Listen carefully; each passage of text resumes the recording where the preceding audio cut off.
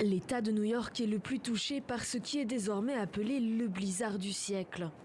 Si la météo semble s'être calmée, la gouverneure alarme tout de même ses administrés. La tempête revient. Nous nous attendons à voir tomber encore 15 à 30 cm de neige. Un peu plus loin au sud, il est tombé presque 1 mètre pendant la nuit.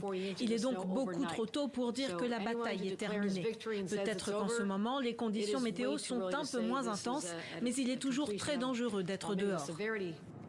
En une semaine, la tempête s'est étendue à tout le pays. En Floride, les iguanes tombent des arbres, gelés par le froid. Et même le plus grand lac des États-Unis s'est recouvert de plaques de glace.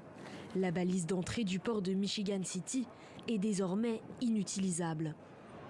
Dans les aéroports, c'est la panique. C'est une catastrophe, un échec à tous les niveaux. Tous nos processus, notre informatique, notre infrastructure n'ont pas su répondre aux conditions actuelles. Malheureusement, cela retombe sur les passagers. Ce lundi, plus de 2500 vols ont été annulés dans tout le pays. Conséquence, des files interminables au comptoir des compagnies aériennes et des hôtels débordés par l'afflux de voyageurs.